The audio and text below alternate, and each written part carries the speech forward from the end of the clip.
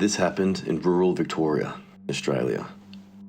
Any ideas on what the hell this was would be greatly appreciated. I'd booked a remote Airbnb to get away from the hustle and bustle of city life. The cabin was nestled deep in the woods, surrounded by nothing but trees and the sounds of nature. It was peaceful, at first at least. That whole first day I spent down by the creek. I had a go at fishing, but after being unsuccessful, I ended up just jumping straight in to escape the hot sun. As I drip-dried afterwards, all I could hear was birds and insects making a peaceful drone in the background as I happily dozed off.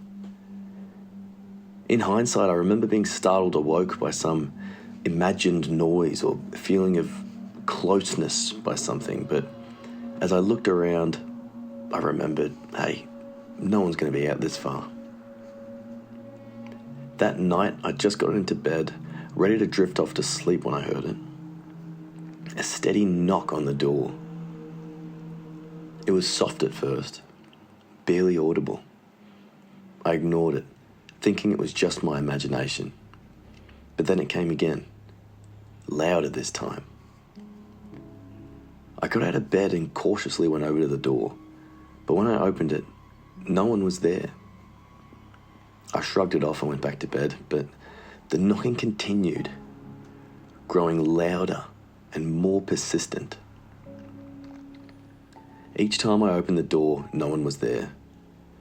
I began to feel uneasy, wondering if someone was playing a prank on me or if something more sinister was at play.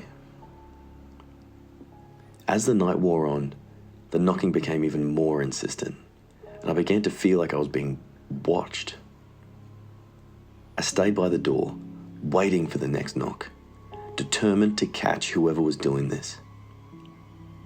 Finally, the knock came and I rushed to open it immediately, before the knocking had even stopped. I opened it and came face to face with no one. Bang, bang, bang. I'm not ashamed to say that I screamed as a violent crashing sound came from the window directly above my bed.